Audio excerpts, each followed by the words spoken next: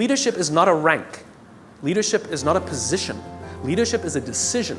Leadership is a choice. It has nothing to do with your position in the organization. If you decide to look after the person to the left of you and look after the person to the right of you, you have become a leader. Sometimes you're the problem.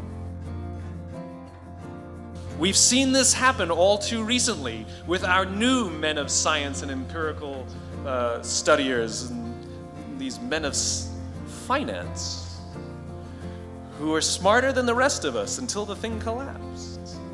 And they blamed everything else except themselves. And my point is take accountability for your actions. You can take all the credit in the world for the things that you do right, as long as you also take responsibility for the things you do wrong. It must be a balanced equation. You don't get it one way and not the other. You get to take credit when you also take accountability. You want to be an elite warrior. It's not about how tough you are. It's not about how smart you are. It's not about how fast you are. If you want to be an elite warrior, you better get really, really good at helping the person to the left of you and helping the person to the right of you. Because that's how people advance in the world. The world is too dangerous and the world is too difficult for you to think that you can do these things alone. If you find your spark, I commend you. Now, who are you going to ask for help, and when are you going to accept help when it's offered? Learn that skill. Learn by practicing helping each other. It'll be the single most valuable thing you ever learn in your entire life. To accept help when it's offered and to ask for it when you know that you can't do it. The amazing thing is, when you learn to ask for help, you'll discover that there are people all around you who've always wanted to help you. They just didn't think you needed it because you kept pretending that you had everything under control. And the minute you say, I don't know what I'm doing, I'm stuck, I'm scared, I don't think I can do this, you will find that lots of people who love you will rush in and take care of you. But that'll only happen if you learn to take care of them first. You will be told your whole life that you need to learn to listen. I would say that you need to learn to be the last to speak. I see it in boardrooms every day of the week. Even people who consider themselves good leaders, who may actually be decent leaders, will walk into a room and say, here's the problem, here's what I think, but I'm interested in your opinion, let's go around the room. It's too late. The skill to hold your opinions to yourself until everyone has spoken does two things. One, it gives everybody else the feeling that they have been heard. It gives everyone else the ability to feel that they have contributed. And two, you get the benefit of hearing what everybody else has to think before you render your opinion. The skill is really to keep your opinions to yourself. If you agree with somebody, don't nod yes. If you disagree with somebody, don't nod no. Simply sit there, take it all in, and the only thing you're allowed to do is ask questions so that you can understand what they mean and why they have the opinion that they have. You must understand from where they are speaking, why they have the opinion they have, not just what they are saying. And at the end, you will get your turn. It sounds easy, it's not. Practice being the last to speak. That's what Nelson Mandela did. Remember this. As you gain fame, as you gain fortune, as you gain position and seniority, people will treat you better. They will hold doors open for you. They will get you a cup of tea and coffee without you even asking. They will call you sir and ma'am, and they will give you stuff. None of that stuff is meant for you. That stuff is meant for the position you hold. It is meant for the level that you have achieved of leader or success or whatever you want to call it. But you will always deserve a styrofoam cup. Remember that. Remember that lesson of humility and gratitude. You can accept all the free stuff. You can accept all the perks. Absolutely, you can enjoy them. But just be grateful for them and know that they're not for you. Leaders only have one thing, they have followers. A follower is somebody who raises their hand and volunteers to go where you're going. They raise their hand and volunteer to go in the direction that you're pointing. And so to lead others means that you have a clear vision of a world that does not yet exist, a world that could exist.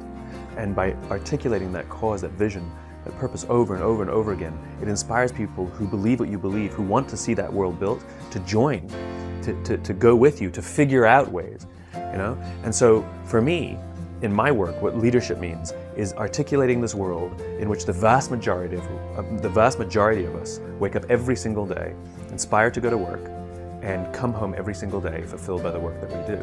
That doesn't mean we have to like every day, but we can love every day. You don't like your children every day, but you love your children every day, right? And so the more I talk about this world that does not yet exist yet, because right now the world we live in, the vast majority of people, 90% plus, don't love what they do. They may like it, but they don't love it. When I talk about this world, it inspires others who believe what I believe and want to see this world built, join up and figure out in their own way how to advance that vision so it becomes real. I despise the fact, I lament the fact, I curse the fact that so few people get to say, I love my job, as if they've won some lottery. You go out with your friends and somebody says, I love my job, and everybody goes, oh my God, you're so lucky. That to me is madness. Everybody, the vast majority, should get to wake up and say, I love my job. It is a right, it is a God-given right that we should love where we work, and we should demand it. We should demand that our leaders provide an environment in which we want to come, where we want to care about each other, where we feel safe to express our vulnerabilities and our fears and our concerns, that we're open to correction and discipline and feedback, that we're not defensive because we know that it's being given to help us improve and grow, and we want to improve and grow. And in turn, we will help others improve and grow. Because when we feel safe, when we feel that our leaders care more about us than a number, they care more about our lives and our confidence and our joy and our skill set more than some short-term gain, that they care more about our priorities than the priorities of some disinterested external constituency, then we will respond in kind, and we will offer our blood and our sweat and our tears, and we will make sacrifices of all kinds to see that our leader's vision is advanced and that this company continues to thrive, not for them, for ourselves. It becomes deeply personal and becomes something we love contributing to. I talk about it all the time. Working hard for something we don't care about is called stress. Working hard for something we love is called passion. And I'm tired of listening to CEOs saying, we only hire passionate people. You don't even know what that means. How do you know that they're passionate for interviewing and not passionate for working? Every person on the planet has passion, right? We just don't all have passion for the same things. Give me something to believe in. Give me something to believe in. Give me the opportunity to contribute to something. Allow me to make mistakes and try again. Management is the hardest job in any organization. Because when you're junior, your only job is really to do your job. That's it. And you get trained how to do your job. I mean, you all have to be licensed and go to school and learn how to do the job of being an accountant. And if you're really good at it, you eventually get promoted. And you eventually get promoted to a position where you're now responsible for the people who do the job you used to do.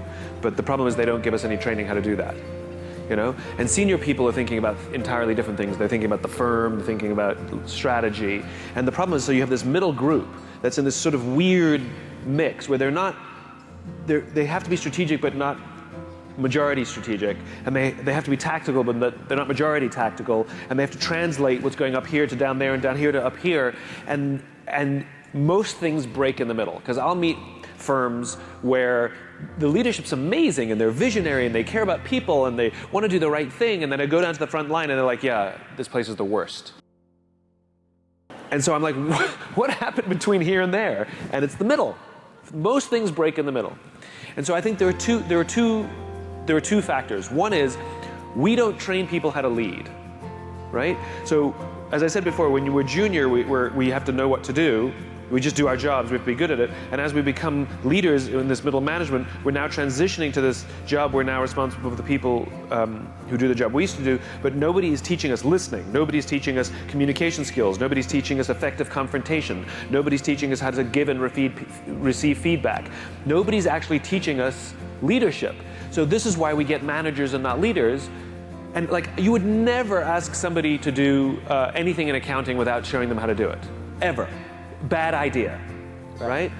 So why on earth do we think that we can just promote someone to a leadership position and expect that they know what to do without showing them how to do it? So that's problem number one, is the total vacuum in some cases, or just really minimal amounts of leadership training. And it needs to be robust.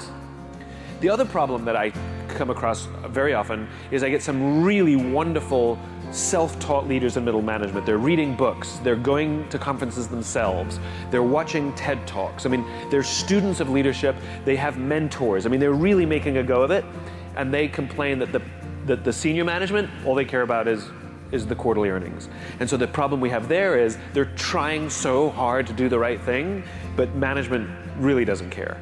So that's the opposite, right?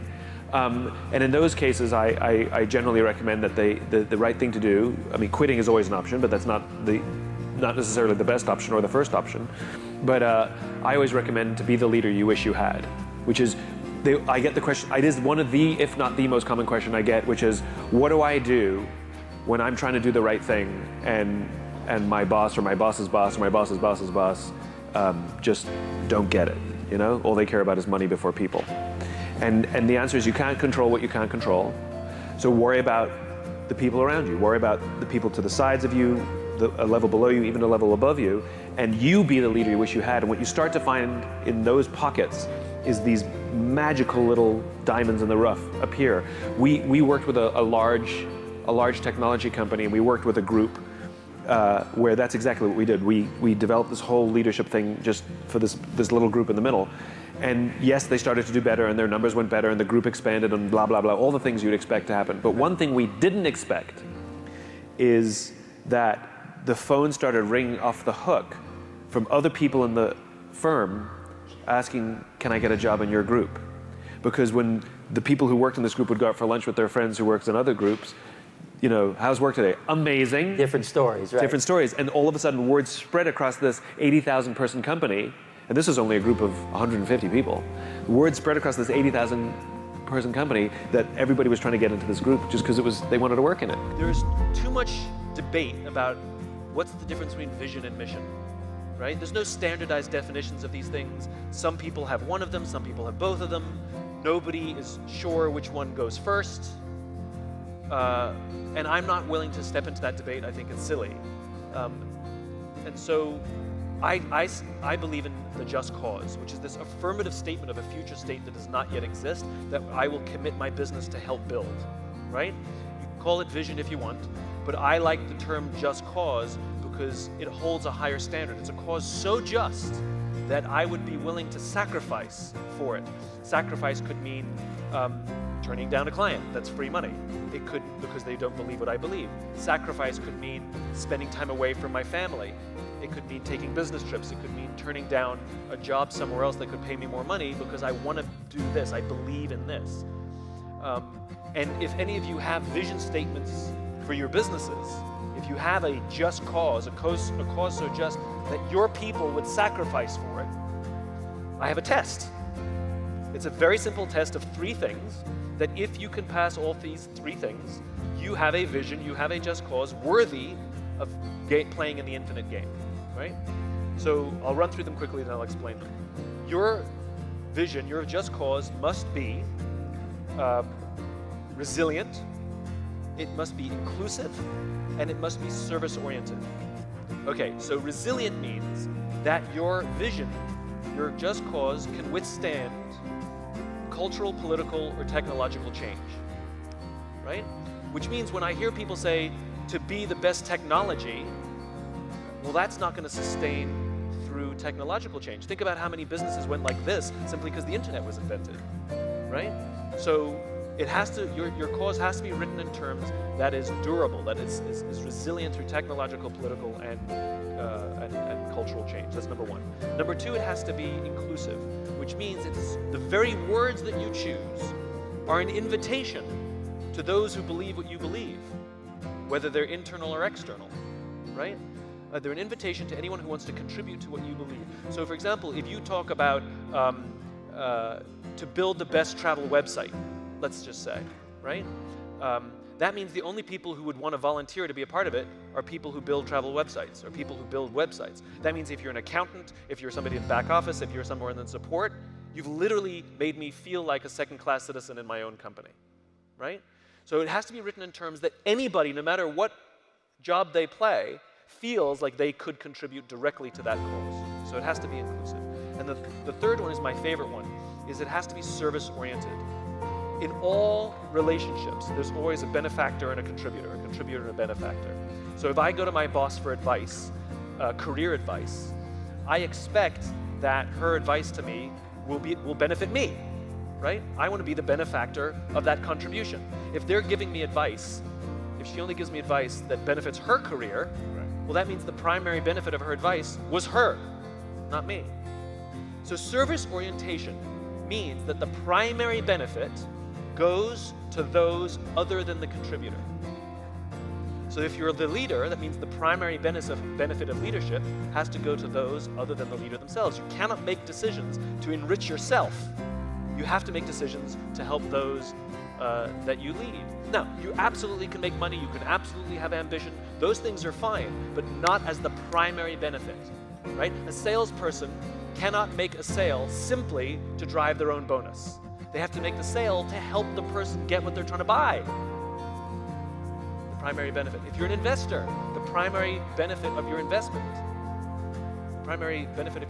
has to go to someone other than yourself, i.e. the company you're investing in.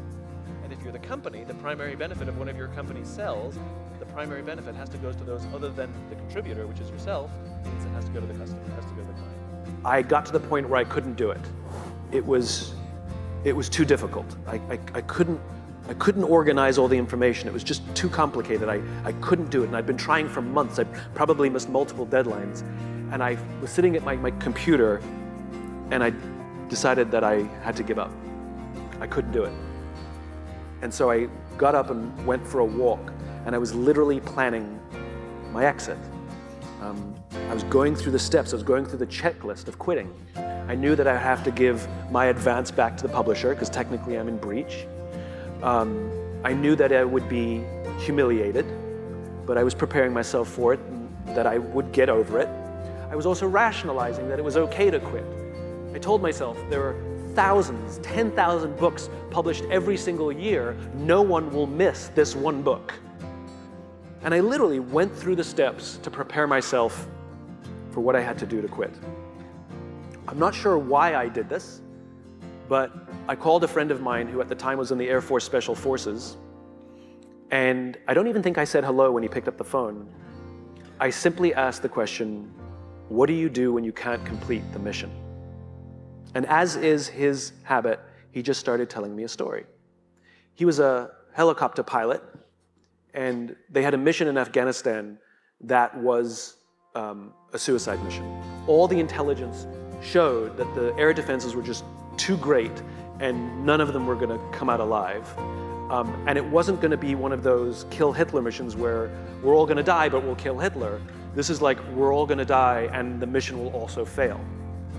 And he was preparing his helicopter for this mission, and his wingman turned to him and said, what do we do? We've got wives, we've got kids. Do we refuse to go? What do we do? And my friend turned to him and he said, this is what we signed up for. We go.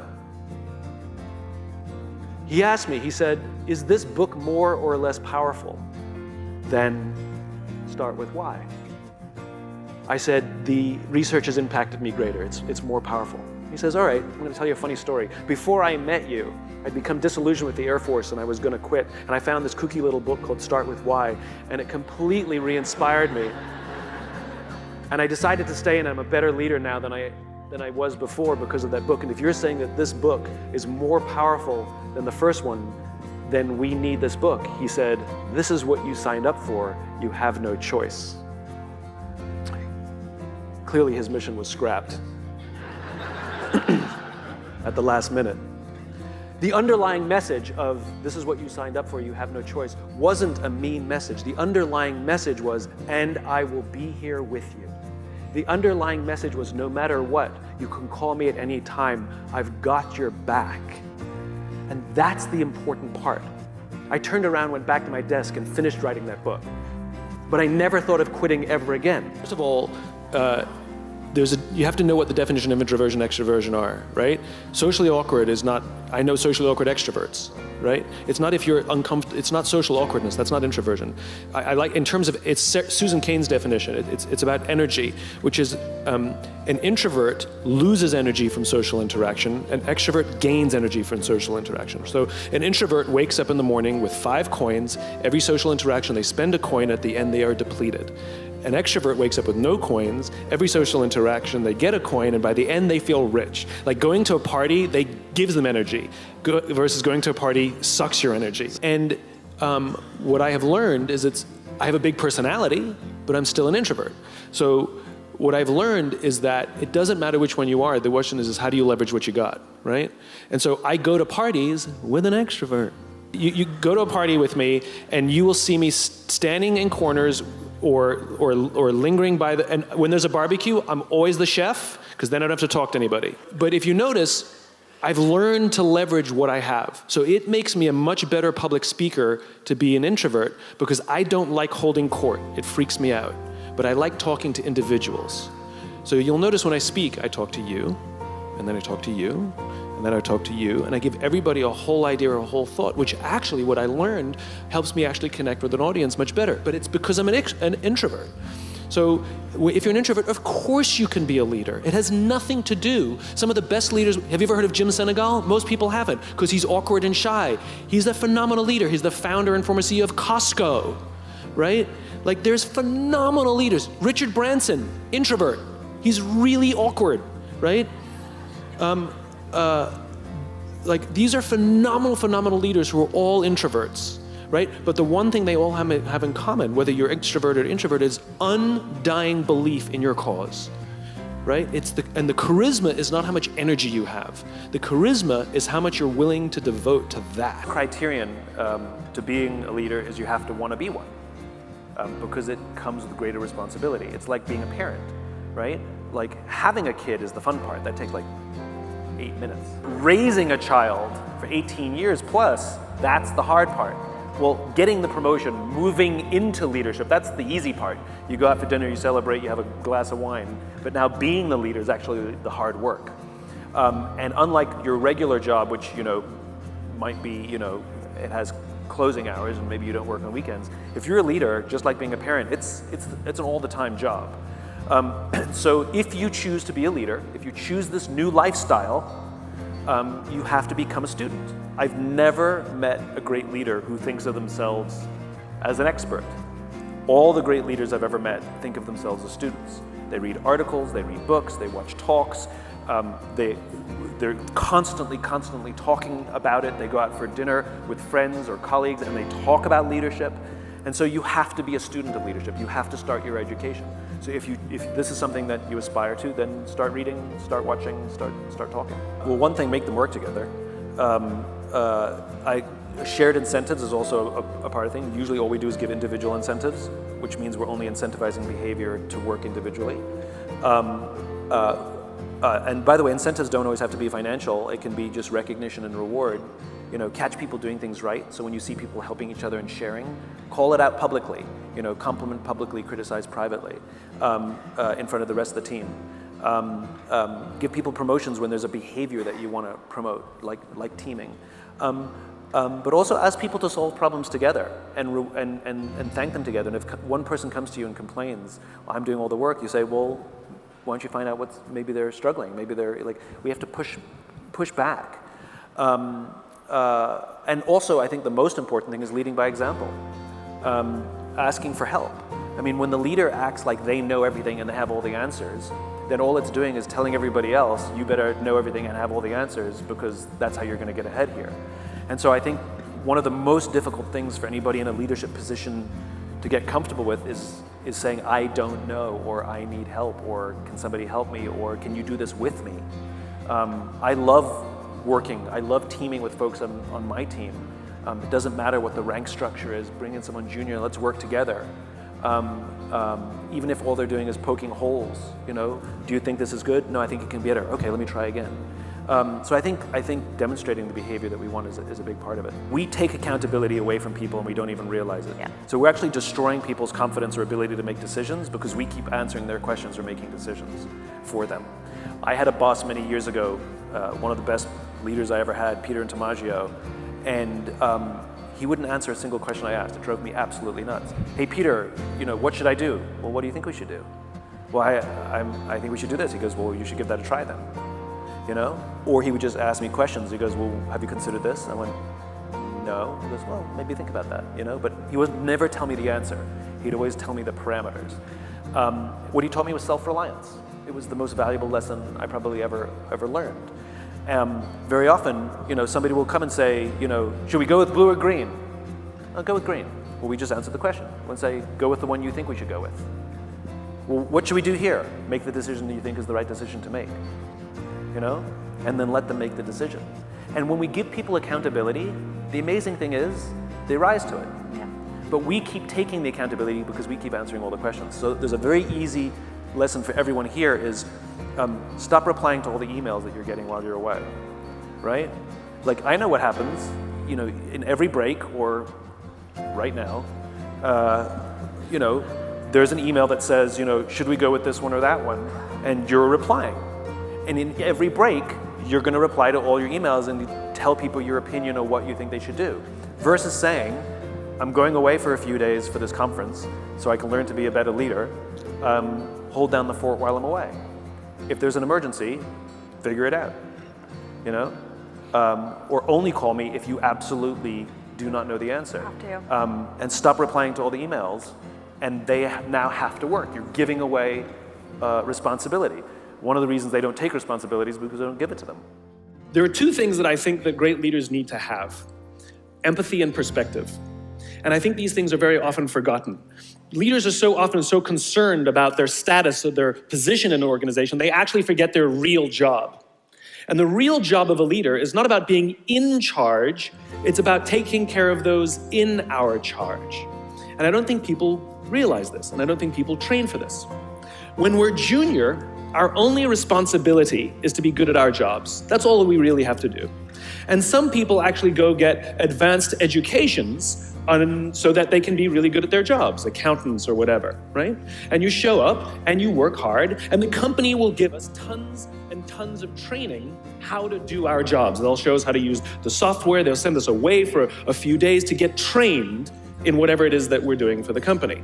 And then they expect us to go be good at our jobs. And that's what we do. We work very hard.